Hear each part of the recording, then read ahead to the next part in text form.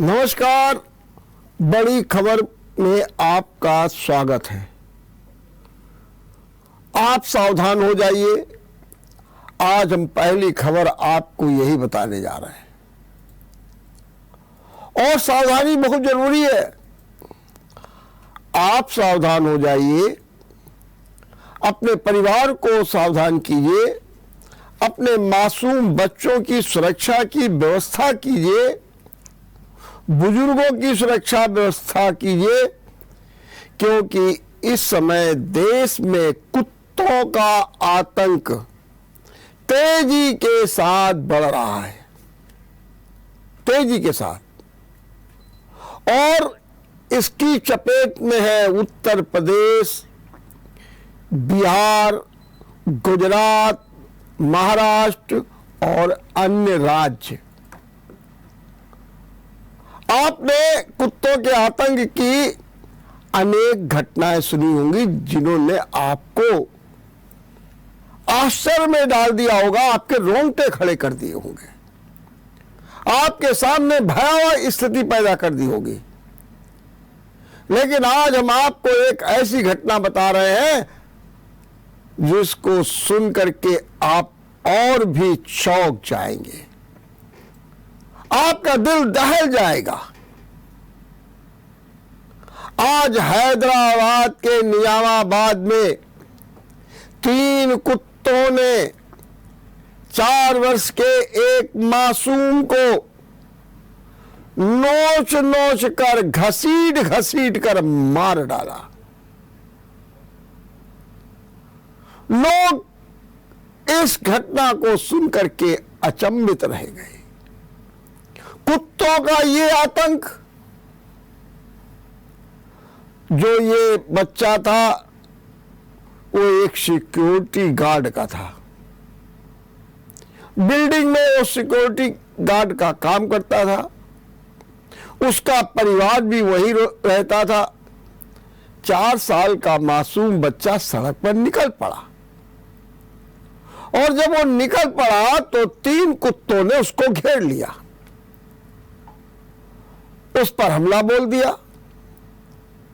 उसको नोचने लगे, उसके शरीर को, उसे घसीटने लगे। वो लहूलुहान हो गया और उसके मुख से चीख पुकार निकली। पिता दौड़ करके भागा, लेकिन कुत्तों का हमला इतना तेज था कि वो पिता कुछ कर नहीं पा रहा था, असहाय था, रो रहा था, बिलक रहा था। लेकिन किसी तरीके से ईंट पत्थर चलाए गए, डंडे चलाए गए और तब कहीं वो पिता अपने लहूलुहान बच्चे को उठा करके कलेजे से लगाया और भाग करके तेजी के साथ अस्पताल गया। लेकिन जब वो अस्पताल पहुंचा तो डॉक्टरों ने उस मासूम को मृत घोषित कर दिया। वो चीख चीख करके रोने लगा, दहाड़ मार मार करके रोने लगा, उसका परिवार रोने लगा। और एक बार फिर इस घटना के बाद से कुत्तों के आतंक की चर्चा ही नहीं शुरू हो गई है। निश्चित रूप से एक भयावह स्थिति पैदा हो गई है। देश भर में कुत्तों का आतंक है। सूरत में तो 1 महीने के अंदर 477 लोगों को कुत्तों ने काट खाया। अपना कानपुर भी उससे अछूता नहीं है। यहां भी कुत्तों के काटने की अनेक घटनाएं हो चुकी है। यहां पर यह भी माना गया कि यहां पर 1 लाख कुत्ते हैं, आवारा पालतू तो है ही है। और ये जो कुत्ते हैं ये पूरी तरीके से आतंकी है। नगर निगम पर इस पर रोक लगाने के लिए बंध्याकरण का भी अभियान चलाया, लेकिन कोई सफलता नहीं मिली। जो लोग कुत्ते पाल रहे हैं उनसे कहा गया कि वो लाइसेंस ले लें,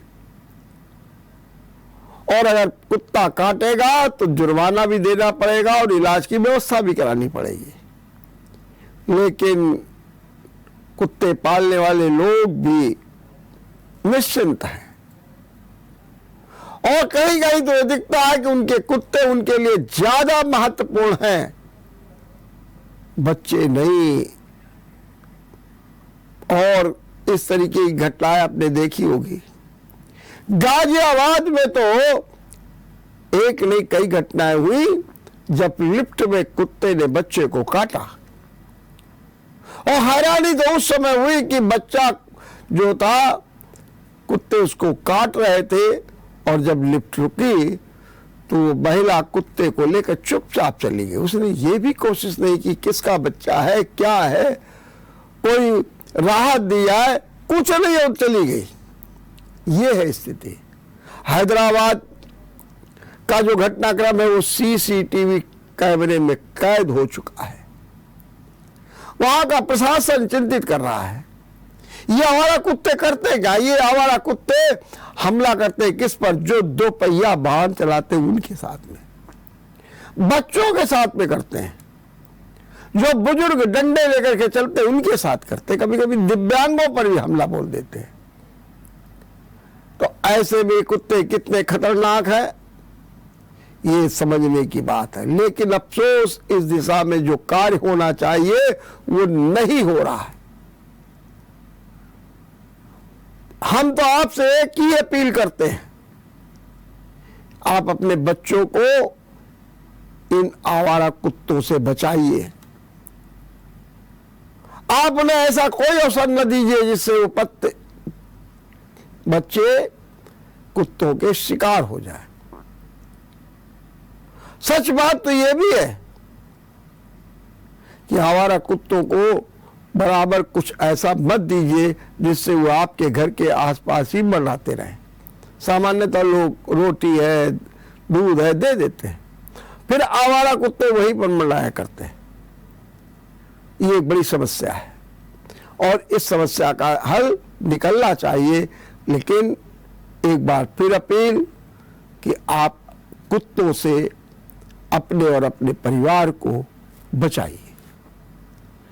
आज चर्चा में एक दूसरी घटना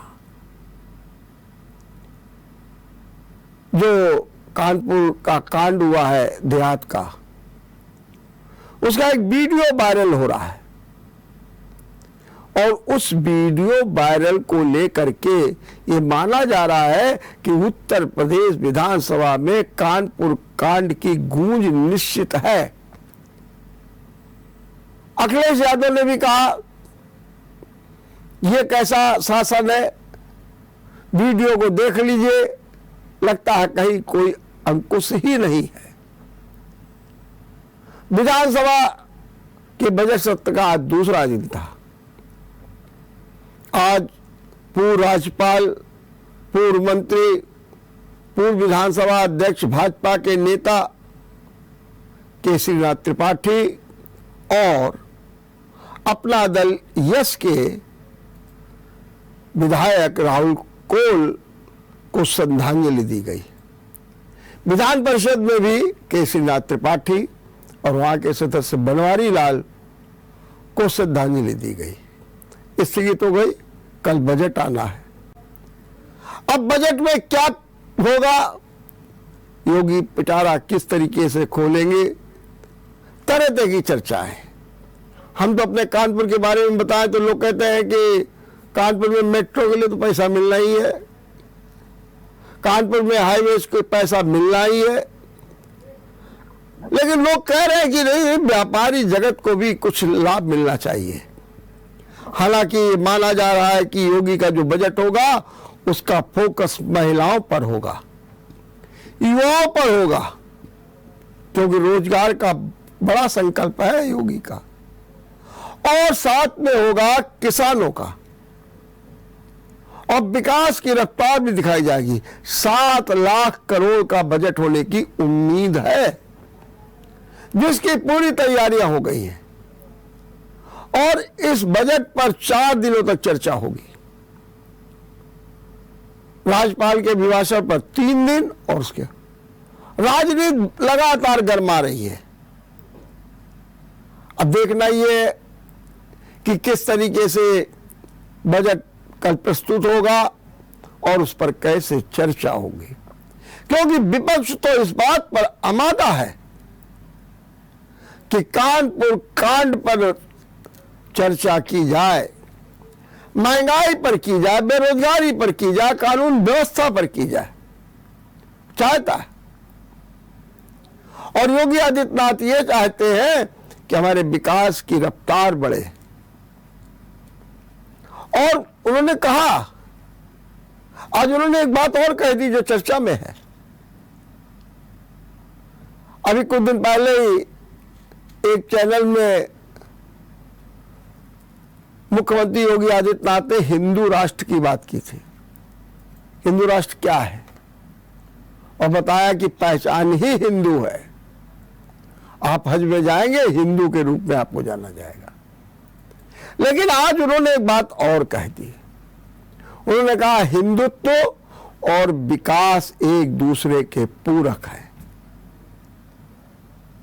और उन्होंने कहा कि लोग जातिवाद के नाम पर, परिवारवाद के नाम पर, वंशवाद के नाम पर नाना प्रकार की अड़चनें पैदा कर रहे हैं, बाधाएं पैदा कर रहे हैं। लेकिन समझना यही होगा कि हिंदुत्व और विकास एक दूसरे के पूरक। तो ये एक सबसे बड़ी बात ये सामने आई है कि किस तरीके से राजनीति गरमा रही है। और राजनीति बयानबाजी पर गरमा रही है। हम बयानबाजी की चर्चा करेंगे, एक जुबानी जंग शुरू हो गई है। और ये जो जुबानी जंग है वो पवन खेड़ा के बयान को लेकर के शुरू हो गई है। और इस पर जो है तीखी प्रतिक्रिया शुरू हो गई है। हम इसकी चर्चा करेंगे एक छोटे से ब्रेक के बाद। ब्रेक के बाद आपका स्वागत है। हम चर्चा कर रहे थे पवन खेड़ा के बयान पर जुबानी जंग की। कांग्रेस प्रवक्ता पवन खेड़ा ने एक बयान दे दिया, और वो बयान जो उन्होंने दिया वो नरेंद्र मोदी प्रधानमंत्री के पिता पर टिप्पणी करते हुए कर दिया। उन्होंने उनके नाम को भी गलत बता दिया। उन्होंने कहा कि उनका नाम नरेंद्र दामोदर दास नहीं है मोदी, उनका नाम है नरेंद्र गौतम दास, ये तक कह दिया।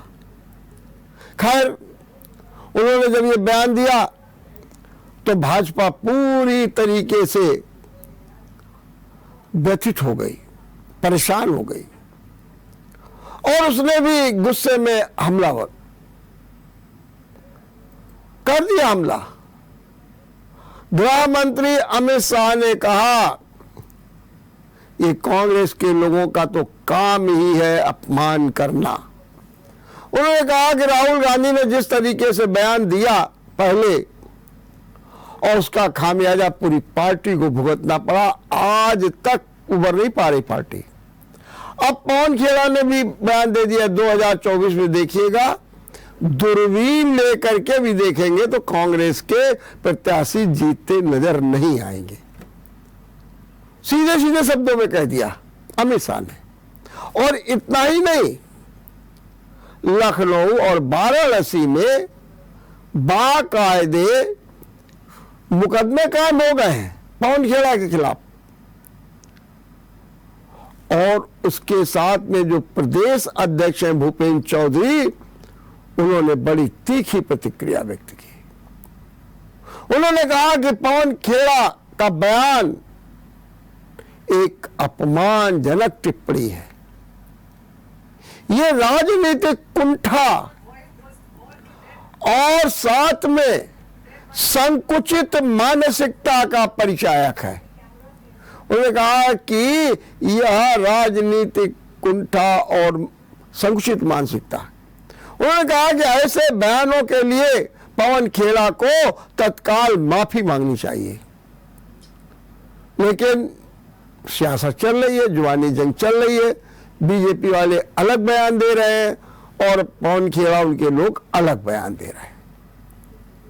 चलते चलते हम आपको एक खबर और बता दें। अयोध्या में मुख्यमंत्री योगी आदित्यनाथ का मंदिर बनने जा रहा है, मंदिर। और इस मंदिर को बनवा रहे हैं योगी के प्रचारक प्रभाकर मौर्य। और ये 101 फीट ऊंचा है, 50 फीट लंबा है, 50 फीट चौड़ा है और इसमें योगी आदित्यनाथ की मूर्ति लगेगी। ये मंदिर जो है वो अयोध्या के एक भदरसा कल्याण गांव है, वहां पर एक मौर्य मजरा है, वहां पर बनने जा रहा है। 24 तारीख को इसका भूमि पूजन होगा और भूमि पूजन करेंगे रामलला मंदिर के पुजारी सत्येंद्र दास। और यहां पर उपस्थित होंगे हनुमानगढ़ी के महंत राजू दास और अंत साधु संत, और सभी लोग इसकी पैरवी कर रहे हैं। कह रहे हैं कि अगर आस्था है, श्रद्धा है, विश्वास है तो क्या। और ये व्यवस्था की जा रही है कि मंदिर में योगी आदित्यनाथ की मूर्ति लगेगी और विधिवत सुबह शाम पूजन भी होगा। इसकी भव्य तैयारियां शुरू हो गई है। अब आप जब अयोध्या जाएंगे तो राम का भी मंदिर दिखेगा और योगी का भी मंदिर दिखेगा। देखते रहिए बड़ी खबर। नमस्कार। अगर आपको हमारा वीडियो पसंद आया हो तो हमें लाइक करें, सब्सक्राइब करें और ज्यादा से ज्यादा शेयर करें। और हाँ, बेल आइकॉन दबाना ना भूलें ताकि हर खबर का अपडेट आप तक पहुंचे तुरंत। आप हमें इंस्टा, ट्विटर और फेसबुक पर भी फॉलो कर सकते हैं। हमारी आईडी है @JMT News।